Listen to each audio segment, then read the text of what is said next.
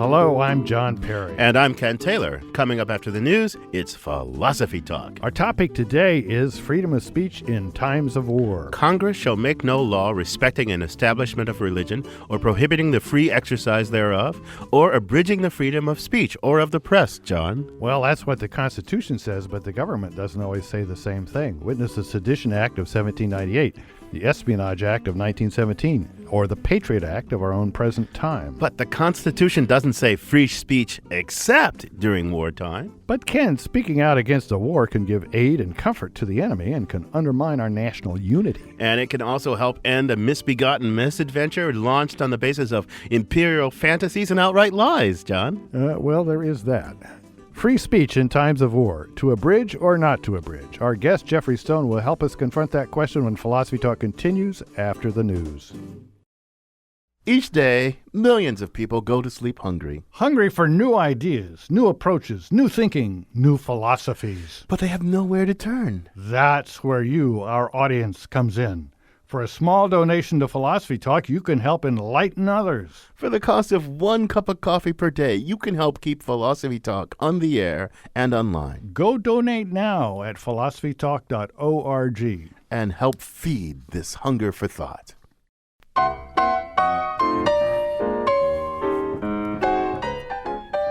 Welcome to Philosophy Talk, the program that questions everything except your intelligence. I'm John Perry. And I'm Ken Taylor. We're coming to you from the studios of 91.7 KALW, local and innovative radio for San Francisco. And we'd like to welcome our new affiliates, KWMR in Point Reyes Station and KXRA in Monterey. Yes, welcome to those affiliates. Our conversations begin at Philosopher's Corner on the Stanford campus, and they continue up here. And then, from the air, they migrate to the blog via our blog, theblog.philosophytalk.org. Go check it out. Our topic today is freedom of speech in times of war. And Ken, I think we should start with freedom of speech, and you can tell me what freedom is or what speech is. It's up to you. I think I'll start with speech. You know, people like to distinguish. There's 3 things. There's thought, there's speech, there's action, right? Speech expresses my thoughts, and to the extent that I'm free to think my thoughts, one might think I should be free to express them. Speech, though, is different from action. When I speak, if I advocate, say, that George Bush be elected or that John Kerry be elected, I haven't elected John Kerry. I haven't done anything to make that happen, right? So there's a difference between speech and action, but speech is connected to thought and the expression of thought. Well, that clarifies a lot. I mean, one thing about thought, you can't hear or see other people's thoughts, but they have content. And that's what they share with the speech. The speech has content. It's that aspect of speech that's free. You're free to say whatever you think. Whatever you think the world is like or ought to be like, you should be free to say it. You're not free to say it as loudly as you want or wherever you want. It's that content that the freedom pertains to. So that leads us from speech to freedom. What exactly is free about this expression of content? Well, like you said, there should, subject to certain limits, I guess. I'm in a crowded theater, and I'm not free to say the theater is on fire, right? Because that's wrong, especially if I believe that falsely. If I believe it truly, I guess I should say it, right? But if I believe it falsely, well, You probably maybe still shouldn't say it, but that's for another show, the philosophy of pyromania or something. But the point is that the nasty thing about this, the thing that gets in the way of everything being simple, is that speech is a way of acting. You can express a thought, and that's supposed to be free. But by expressing a thought, you can do other things. You can incite people to violence, or you can give aid and comfort to the enemy. For example, or think about something less controversial than aid and comfort to the enemy, just for a second, commercial speech, right? If I say, this is a great product, I'm trying to get you to do something. I have what philosophers call a perlocutionary intent. I'm trying to bring something else about by my speech, and the government can regulate it or not regulate it depending upon its view about the thing I'm trying to bring about, right? Well, so it seems. You can't say whatever you think if you're on TV, and it's going to mislead a lot of people into buying a product that's dangerous for them. Mm-hmm. Does it follow that you shouldn't be able to say whatever you think if it's going to give aid and comfort to the enemy? That's what our governments have often thought. Yeah, right. And to help us answer that question, our roving philosophical reporter, Polly Stryker, went out and talked to some people who have close-up knowledge with this kind of question. She files this report. This is a tale of 2 career soldiers. One, a major general who commanded the 1st Marine Division into Kuwait during Desert Storm. The other, a staff sergeant who manned a machine gun in the back of a Humvee while guarding the Baghdad airport. My name is James Michael Might, and I'm a retired Marine Major General. I served in Vietnam 2 tours, 30 months, and I commanded the 1st Marine Division in the First Gulf War. My name is Diana Morrison. I served with the 270th Military Police Company. I was mainly a gunner in Baghdad. It's not as simple and straightforward to say, well, I have the right of free press today. It's more complicated than that. With the technology today, if somebody's protesting back here in the United States, we're aiding and abetting the cause because they find out about it that instant. We're dealing with this entity which we call the insurgents, the terrorists. When they look back and they see big protest in San Francisco, big protest in London, big protest in New York, all on the same day, they kind of say, hey, I think we're winning. One night when we were out, we got into a really bad ambush. We had something exploded near my vehicle, and then there were RPGs flying, and I fired some rounds from a grenade launcher and then from my machine gun, and I didn't see the kids die, but we just heard that we had killed 2 kids. After witnessing what I had witnessed, I thought, this is wrong, and I was home, I was safe, I was alive. Someone called me and asked if I would help a filmmaker make a film. He said, hey, you ought to join Veterans for Peace. And I liked the name, and I went to a meeting, and I discovered that there were a lot of Vietnam veterans that felt the way I did, not only about the Vietnam War, but about this war. After I joined Veterans for Peace, I went to their national convention in Boston in the summer of 2004 and co-founded Iraq Veterans Against the War. All of us are speakers and will talk to the media and whatever about our point of view.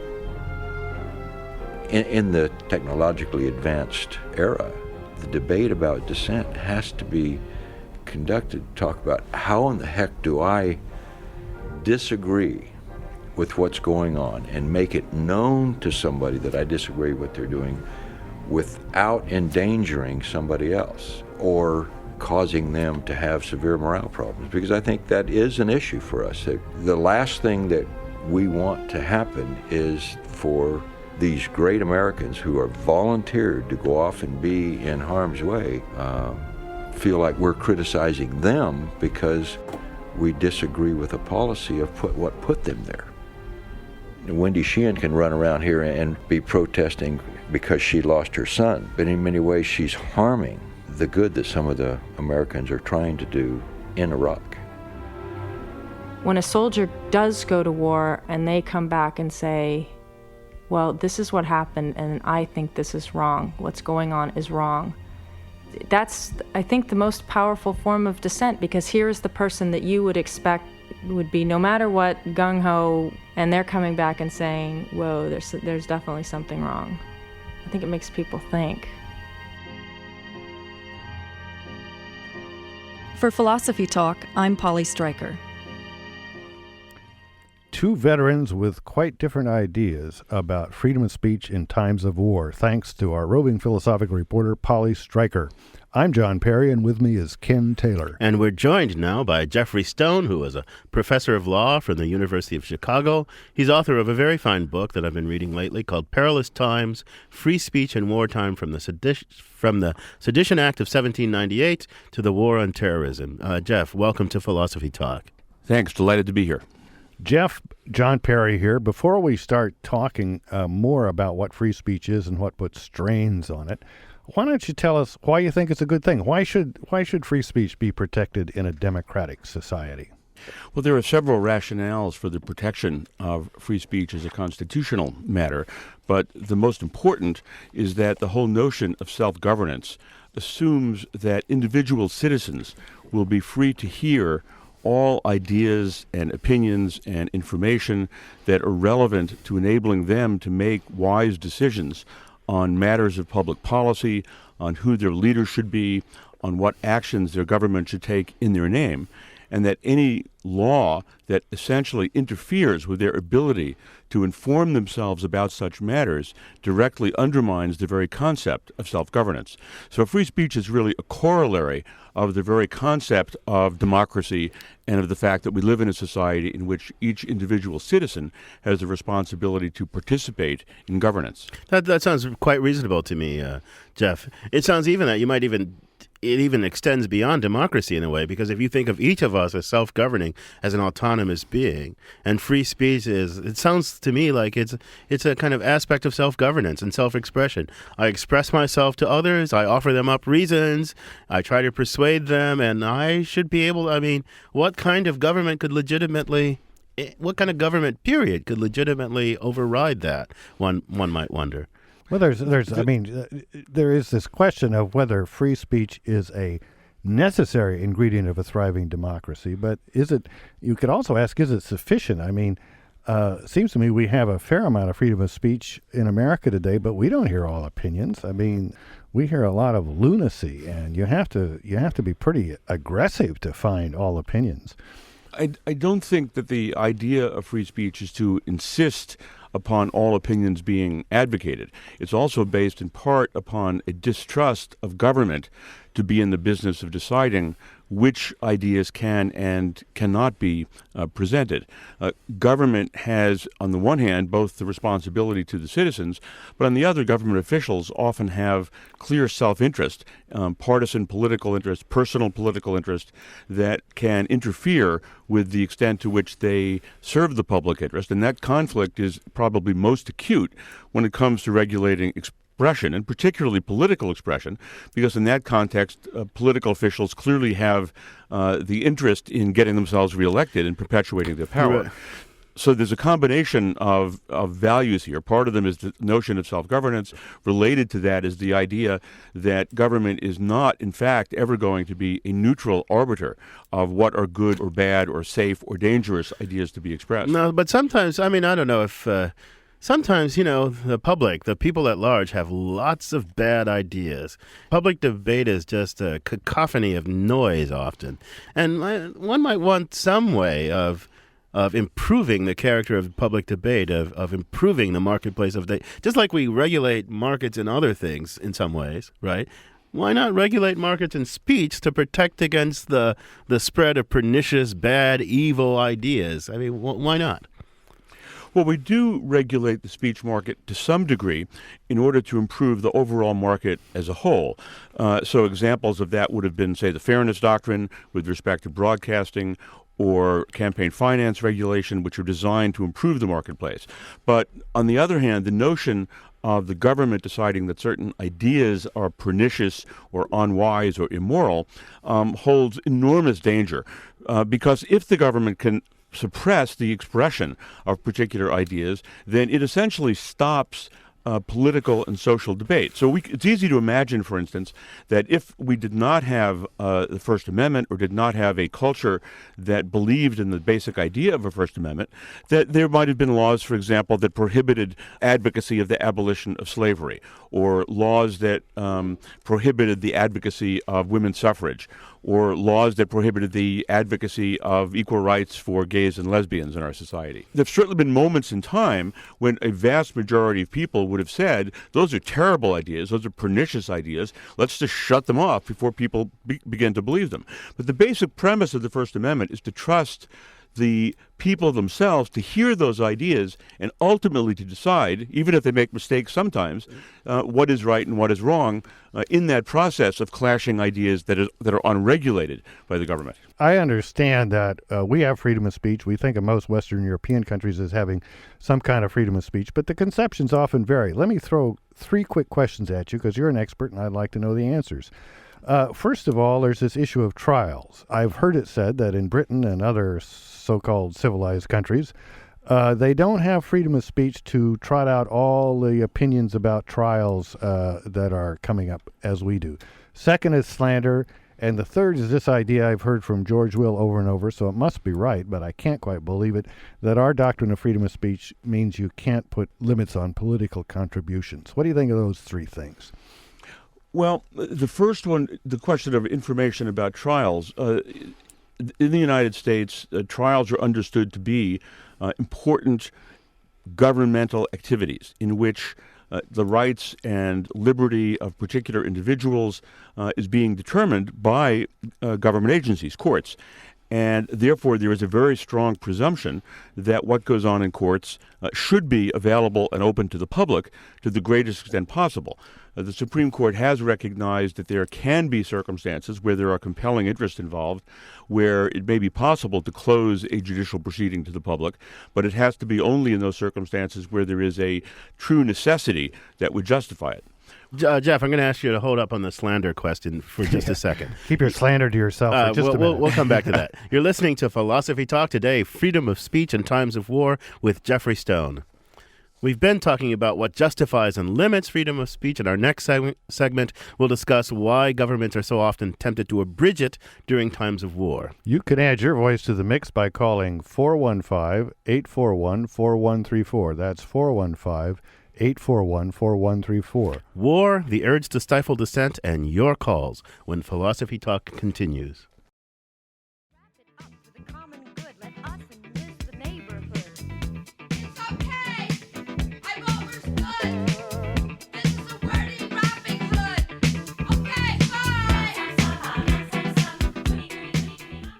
The Tom Tom Club and Wordy Rapping Hood. What a catchy tune. I'm John Perry, and this is Philosophy Talk, the program that questions everything except your intelligence. I'm Ken Taylor. Today we're discussing freedom of speech in times of war. Does dissent give aid and comfort to the enemy? Does it undermine national unity when unity is most needed? Should the government, therefore, attempt to stifle it? Join us. 415-841-4134. That's 415-841-4134. Outside the Bay Area, call toll-free at 1-800-525-9917. You can also email us at comments@philosophytalk.org. You can keep your name anonymous if you wish, if you're afraid of the Patriot Act, if you have opinions that you think somebody thinks is going to give aid and comfort to the enemy, just send them to us anyway. Our guest is Geoff Stone from the University of Chicago. Geoff, before the break, you were about to answer John's question about slander, and if you give me a brief answer to that, I want to segue into our discussion about abridging free speech in times of war.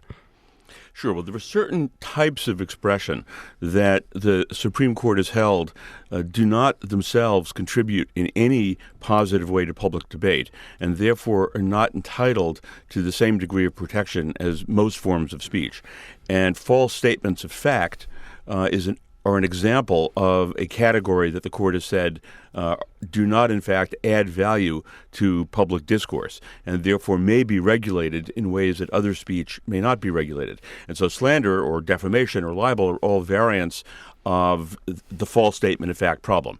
And so the notion is I simply lie in a statement about another person and say so-and-so had an affair and it's not true, then I can be held responsible to that other person for making the false statement. You know, that raises a question that kind of can help us get into what the government has done to abridge free speech in times of war. Because you might ask the question, well, if I can't lie about John, can I lie about political officials? Can I say, suppose it's not true that George Bush lied to get into the war, but I make it my campaign to convince people that he lied to get us into the war. I mean, can the government, I know the government has at times tried to stifle that kind of thing. That's the Sedition Act of 1798. But let me why don't you give us a brief history lesson first about the things the government has in fact done to try to abridge free speech in times of war?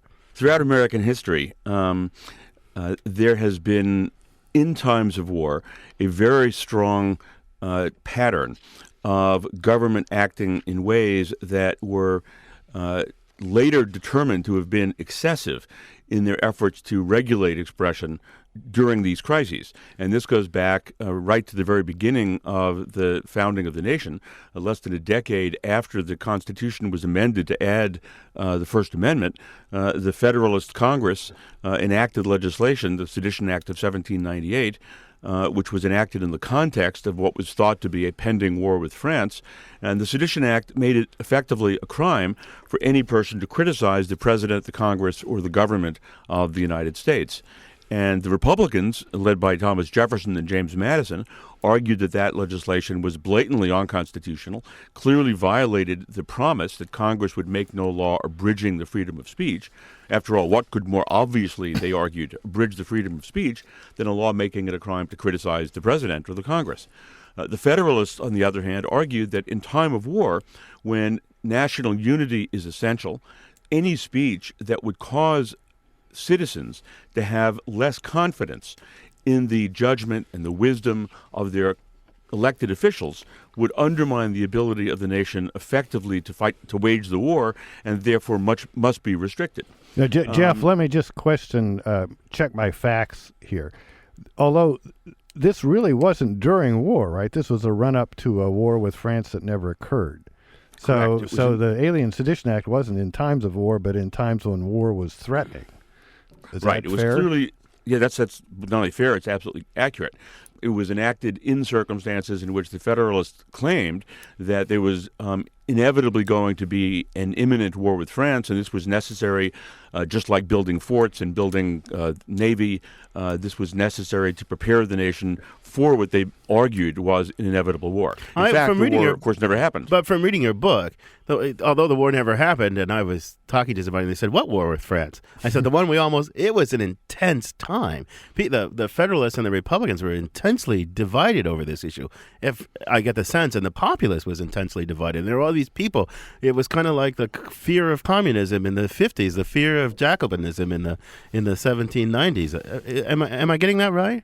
No, I think you're exactly right. In fact, it's important to remember that we now take the United States government and the basic principles on which that government is based largely for granted.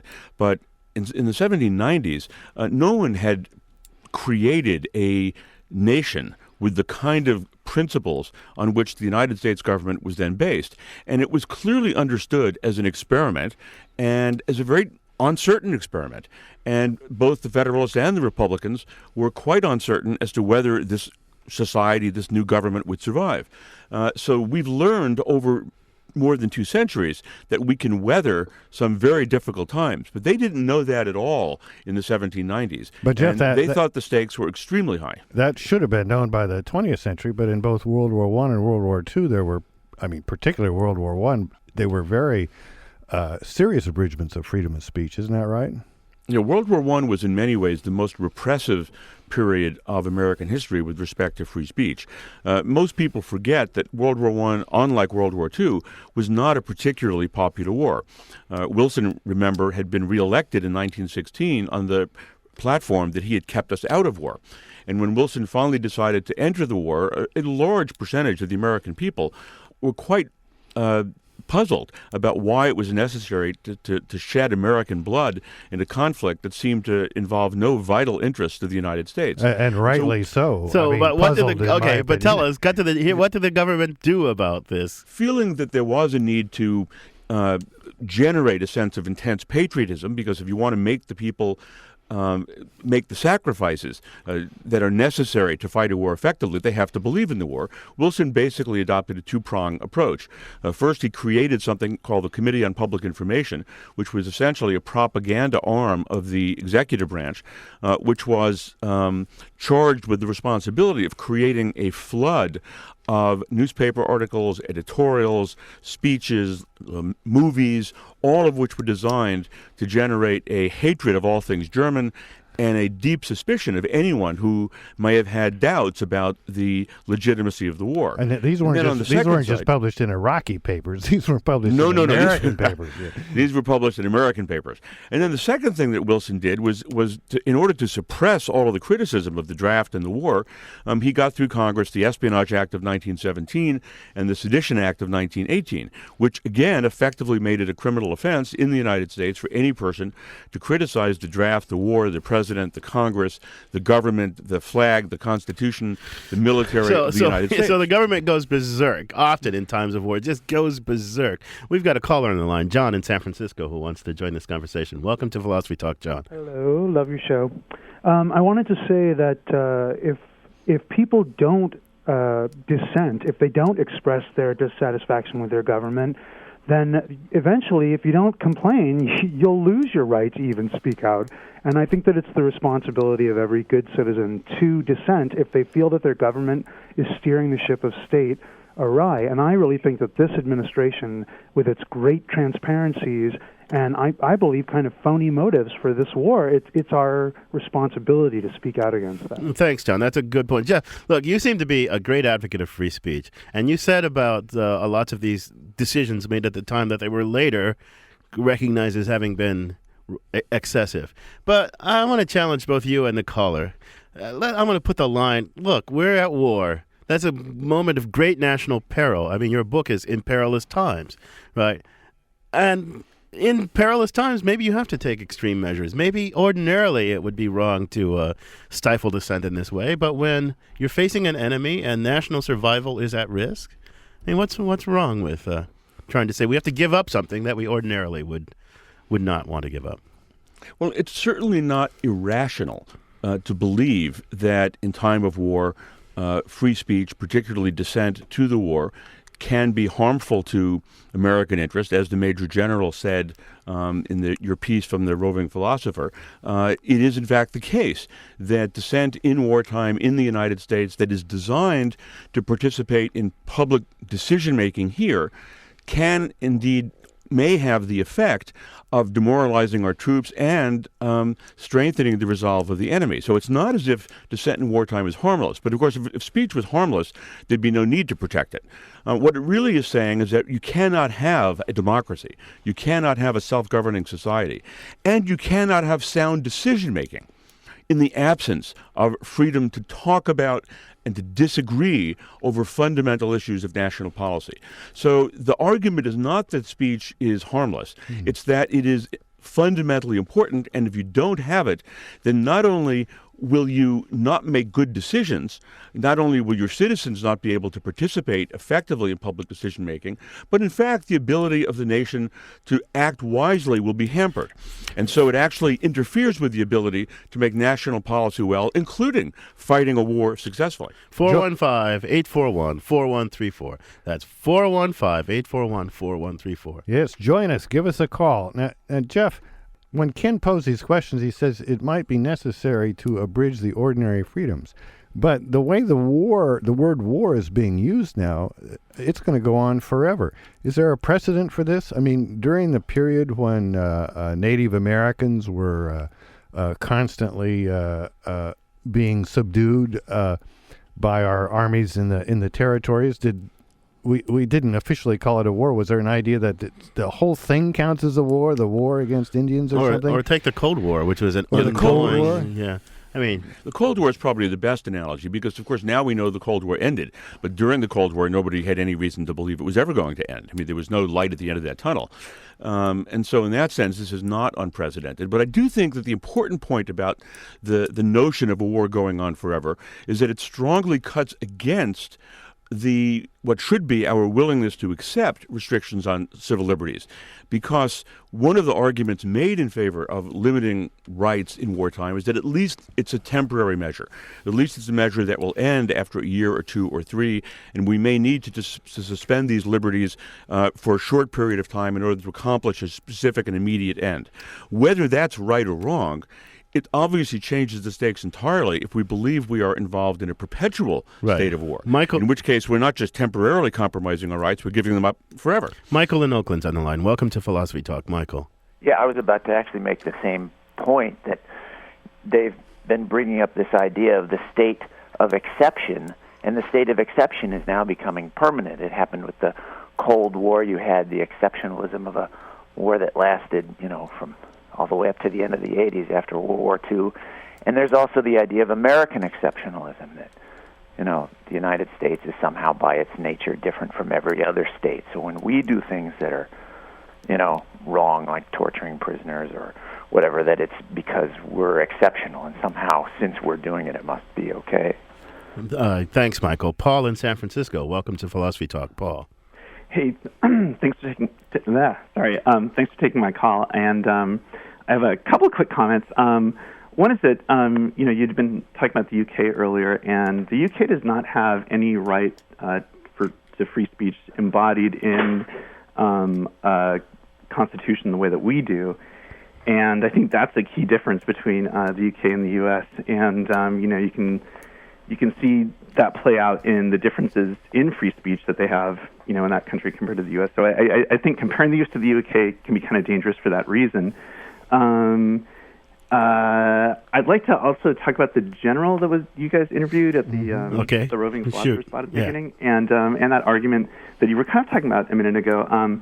The idea that there has been this fundamental new change, this new condition that somehow trumps free speech. The internet, the war on terror, and it seems to me that in response to something like 9/11, which all this has sort of come out as a response to, there are two main choices, or a choice between two big alternatives. One is the way that Spain, for example, responded to the Madrid bombings, where the Spanish monarch came forward and said, in this crisis, we have to, show the best of our country and not respond, in kind or, by, sort of doing the very thing. So what's the other approach? And the other approach is the approach that our country took after 9/11, which is that, this is this, fundamental change in the nature of things, such that we have to, roll back civil rights, roll back free speech, and all of that. And so my question for your guest is, is that a good argument at all? Thanks, Paul. Geoff, there's lots of things between Paul and Michael, the previous caller. Pick out what you want to respond to there. Well, the point about the internet is an interesting one, because every time a new means of communication has been invented, whether it be the printing press or radio or movies or television or now the internet, the claim has been made that this is a very dangerous new device, and it must be subject to regulation in a way that prior means of communication were not regulated. So when the printing press was invented, the English government immediately went into licensing, saying no one can publish anything without having a prior license from the government. And interestingly, when movies were invented, the same arguments were made. These are much more powerful forms of communication. We can't trust people to see them without the government screening them to make sure they're appropriate. When radio and television came into existence, Congress enacted the Fairness Doctrine and all the regulations that allowed the government to decide whether words are dirty. Geoff, though, so if we were in sort of ancient times where news traveled abroad really, really slowly, some runner had to take the thing, but in the age of instant communication, don't citizens owe some obligation to understand that their words, although addressed to their fellow citizens, echo around the world? The uptake is all over the world. There is a point to that. It's not just irrational to say that because, say that, look, people are listening in, so guard your words carefully. Well, I don't know. Most people, most of the time, think that what they're saying is true and wise, and that it'd be good if people all over the world listened. During the Vietnam War, which I remember quite well, of course, if you were opposed to the war, you felt bad that you were definitely giving aid and comfort to the enemy, but you also thought about those lives, both the enemies and the soldiers, that would be lost if this thing continued forever and ever. It seems to me the great thing about the internet is that this kind of pious hope that you've always had, the truth will out. Actually, most of the time, truth doesn't out, but the more voices we've got, as we now have on the internet, the better chance that pious hope will actually come to fruition. You're listening to Philosophy Talk. We're discussing freedom of speech with Geoff Stone, author of Perilous Times. We've been talking about freedom of speech during times of war, drawing on examples from our history. Coming up, we'll focus on dissent, the government, and the press in the context of the Iraq War and the alleged war on terrorism. Dissent, Iraq, the contemporary media, and more of your calls and emails when Philosophy Talk continues.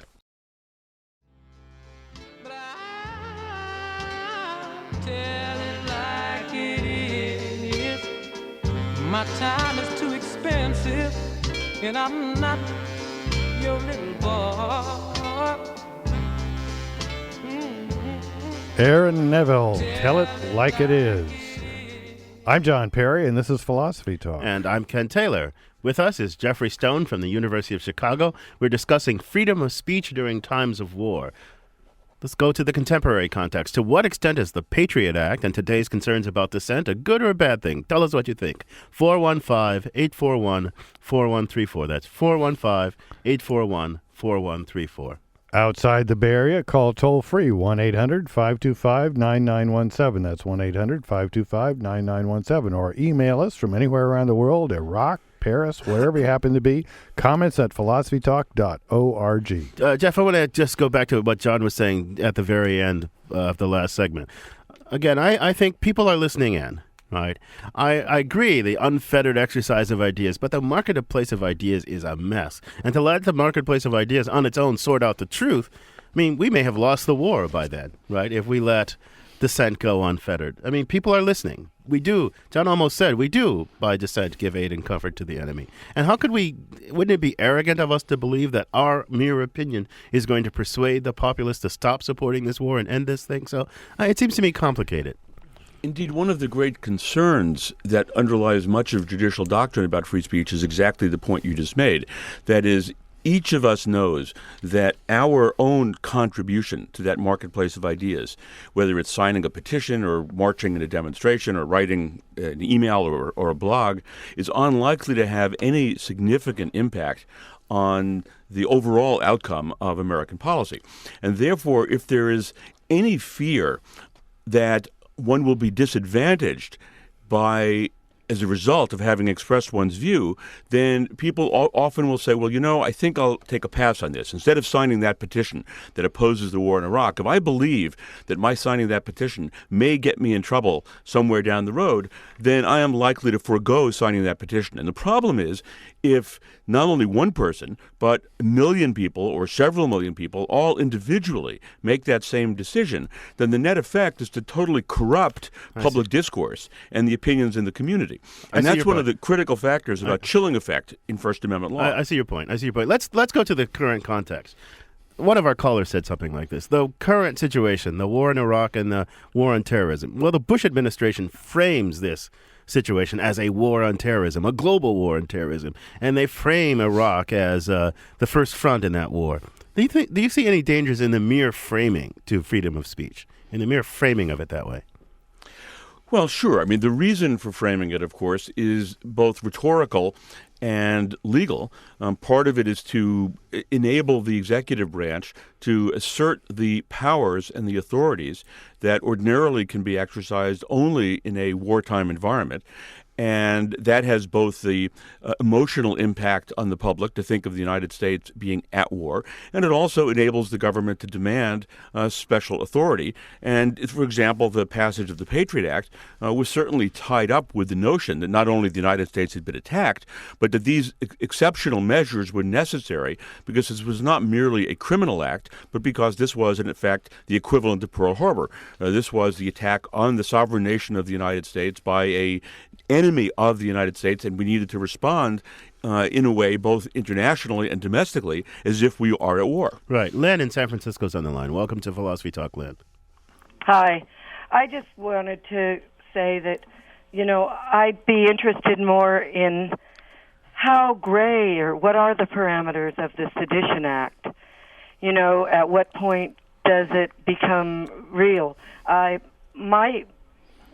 grew up in Nebraska in the 50s, which my mother fled after she headed up the Rosenberg's Defense Committee. And I grew up, with fear that was just, and in fact, the best record of my childhood is my mother's FBI file, which I got. So I've never had a sense that, in fact, people are really free to speak their minds. So, Lynn, where in Nebraska did you grow up? Well, I lived in Omaha. Omaha, okay. Well, down in Lincoln, we thought Omaha was a beacon of free speech and cosmopolitan values. Well, there was a big, my mother was part of the civil rights movement. My grandfather was a farmer where she grew up, and in 1944 she ran for the Board of Education on an integration and child care ticket. But, my father was persecuted in his work. My friends, parents called us communists. I mean, She paid a very, very dear price for the political work that she did in Omaha. And in fact, people may not know here in San Francisco, but yeah, let me follow up a little on Lynn's idea here, which, as I hear it, is that, maybe the government is not so active about putting people in jail, but freedom of speech can suffer in other ways. Just the intolerance of a community, the unwillingness of people to listen, things that people do. And to me, right now, I don't much like the Patriot Act, but if you look at why we're in the dilemma we're in, it mainly seems to me it's because the Democrats in Congress were cowed when the Iraqi war started. And how would the amendment, how would freedom? They were clearly free to say what they thought, but they didn't. What do we do about that? Let me just add really quickly, Geoff, and Lynn suggested that it's an ongoing thing throughout her life. It's not just some exceptional thing that the government occasionally goes haywire or freedom of speech is occasionally threatened. It's kind of a constant thing, she seemed to be suggesting. Free speech or the First Amendment are not a panacea. They don't solve all of a nation's problems. They give the citizens, or they have the potential at least, to give the citizens the power to contribute to the solution of problems. If individuals are intimidated into not exercising their right to free speech, whether by the government or by other citizens, if citizens choose not to understand the importance of respecting their fellow citizens when they disagree with them and too quickly equate dissent with disloyalty, then free speech is not going to be a solution. It is simply a device that helps self-governance, that helps democracy achieve its goals in a better rather than a worse way. And so part of what's necessary, and I think has been lacking for a very long period of time, is a kind of national educational effort in understanding why we have the liberties we do, why that the speech, the ideas, the views of others, even if we disagree with them, should be respected and indeed listened to rather than dismissed out of hand, why it's important to hear disagreement. And all of that is built into the culture of a self-governing society. Right. And it's learned. It's not there naturally. And it's something that I think foundations and educational institutions and the media and government officials all need to contribute to so that American citizens understand that as citizens of a self-governing society, they have responsibilities. And those responsibilities are both to contribute their ideas and also to listen to the ideas of others. Yeah, Geoff, I think you're right. And we've just scratched the surface of this topic. Unfortunately, there's lots more to say, but I'm going to have to say goodbye to you and thank you for joining us. Thank you for having me on. It was a pleasure. Our guest has been Geoffrey Stone, professor of law at the University of Chicago, author of Perilous Times, Free Speech and Wartime from the Sedition Act of 1798 to the War on Terrorism. I've been reading this book. I'm in the middle of it. I highly recommend it. It's an eye-opening book. And we also want to thank all the callers we didn't get a chance to talk to. So, John, what do you think today? And you're free to express what you think here. Well, thanks. Well, I'm a big advocate of freedom of speech. On the other hand, I think it's a necessary condition, but what we need to recognize is it's far from a sufficient condition for a thriving democracy. Right now, freedom of speech is in some danger, but somehow I think our malaise goes much deeper. We don't have an active opposition party. We don't have a press that's willing to state the obvious. You don't have to be a Republican or a Democrat. You just have to have your eyes open to see that the war in Iraq, whatever people thought about weapons of mass destruction, wasn't really its response to terrorism. And yet our leaders, our leaders of the opposition, leaders of the press, didn't say it. Freedom of speech, I think, wasn't the problem. Well, freedom of speech in a formal sense maybe wasn't the problem, but the kind of thing that Geoff Stone was talking about at the very end were the problem, I think. People that are kind of, let's call it sheep-like in some ways, willing to accept what their leaders say, an opposition party, as you say, that was positioning and posturing rather than arguing for principle, right? A governing party that was hell-bent on a certain policy and was willing to take whatever means necessary to persuade or sway the people to go along with that. And then a press you're right, it was a totally cowed press. So it's a mess, and but there's lots of blame to go around, it seems to me. But this conversation continues on our blog, theblog.philosophytalk.org, where our motto is cogito ergo blogo. I think, therefore I blog, therefore I listen to Philosophy Talk. www.theblog.philosophytalk.org. John, that drumming can be only one thing. Ken, that drumming is conundruming, so pick up the phone. Lydia, welcome to Philosophy Talk. Hello. So where are you calling from, Lydia? I'm calling from Berkeley. Berkeley, what a great place with that great university. So what do you do over there in Berkeley? I'm a library assistant and a part-time teacher. So why don't you tell us your conundrum, Lydia? Well, I come from a large family, and one of my sisters has been promising to come visit for a long time. So the last time I talked with her, I said, well, when are you going to come out to California and visit me? And she said, you know, I really am longing to see the San Francisco Bay Area and spend more time with you, but there's one thing that holds me back, and that is, you know, the Bay Area has kind of a reputation politically. And I said, well, what do you mean? And she said, well, you know, they're so liberal there or something. And I said, well, yes, but they're very tolerant of people who are different. And she said, yes, I've heard that, but there's one thing that they're not tolerant of, and that is intolerance. And I was a little taken aback and didn't know how to answer her. She's self-described intolerant? Well, she's a self-described neocon. Oh, a self-described neocon. Okay, but... A lot of neocons in the Bay Area. Bring her over to Stanford and let her hang around the Hoover Institute. Well, but, okay, now she's a neocon and she's intolerant of diverging views. Is that the idea? It sounds like it, doesn't it? Yeah. Now, help me map this out. She's worried that the people in the Bay Area, are intolerant liberals, right? Intolerant of intolerance. They're intolerant. Okay. So she's intolerant herself, and she wants her intolerance to be tolerated, but she's afraid that her intolerance will not be tolerated. That's a mouthful. Is that kind of it? I think there's something wrong with her reasoning, but I couldn't quite put my finger on it. So, are you trying to talk her out of this intolerance, or are you trying to convince her that we're tolerant even of intolerance? I'm not sure. I just wanted a good answer for her. Now, let's see if we can unravel this here. I'm not... John, is tolerance always a virtue? Tolerance means that you don't react strongly, don't react negatively. First it means you allow people to voice their views, and you take them seriously, or at least pretend to. You don't put them down. You don't treat them differently because they have political or religious views divergent from you.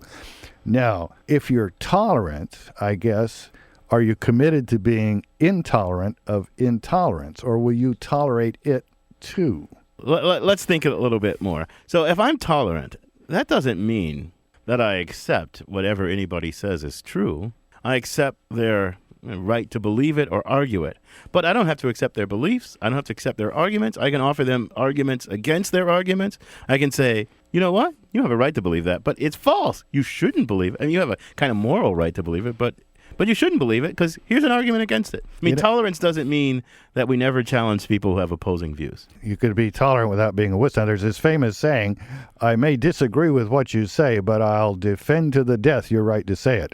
My own version of that would be, I may disagree with what you say, but I'll donate, up to $50 to the ACLU to defend your right to say it. Yeah, but now it's, okay, so we say tolerance is a kind of respect for the right to others to form their own views, offer their own arguments, but it's possible to argue against them even when you respect them. Now, what's intolerance then? Intolerance is what? When you don't respect the right of other people to hold their own views or have their own arguments, right? Now, there's two senses of tolerate here that might be relevant, right? One sense of tolerate is to let happen, and the other sense of tolerate is more what we've been thinking about, to consider the view, be willing to rationally arguing against it. It seems to me that tolerant people shouldn't tolerate intolerant people in the sense of letting them shut other people up, but they should tolerate intolerant people in the sense of hearing what their reasons are for intolerance. Right. So I think in one way we in the Bay Area, if we're tolerant, we should tolerate your sister's intolerance, but that doesn't mean we can't challenge it. I'd tell you to tell her this. If she doesn't have any arguments that can withstand kind of hard, rational scrutiny by people who are dedicated to knowing the truth and believing the truth and basing their beliefs on evidence, if she doesn't have any arguments, then she should stay away. But if she thinks she can stand up to criticism and argument, then she should come. You can say that the tolerant people of the Bay Area won't tolerate her shutting other people up, but they'll be glad to tolerate her expressing the view that they should be shut up. Does that help, Lydia? It does help. No, I think you should tell your sister to lighten up, to defend her views. If she can defend them, she will hold them more honestly, more firmly. They won't just be sort of fixed ideas that she's afraid to put into question. You be like that too. You don't want your beliefs to be fixed ideas that you won't question, so you both be willing to argue back and forth with each other. Tell her if she comes out here, she can have some real Dungeness crab and not those little imitation crabs they have back east. Plus, she can hear philosophy talk. Sounds like good advice. Okay, Lydia. Thanks, Lydia. All right. Thanks for It's been a joining. real thrill talking to you guys. Okay, bye-bye. Keep Bye-bye. on listening.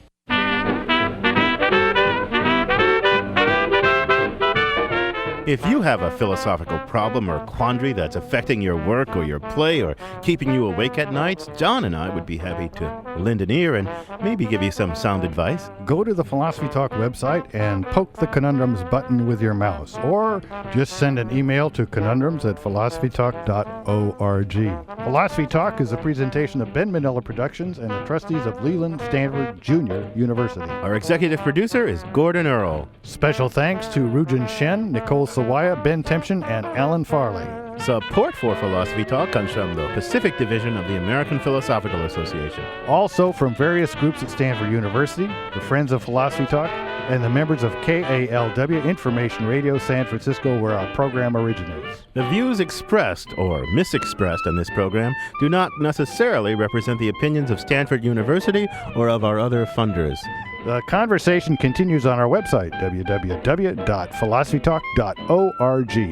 I'm John Perry. And I'm Ken Taylor. Thank you for listening. And thank you for thinking.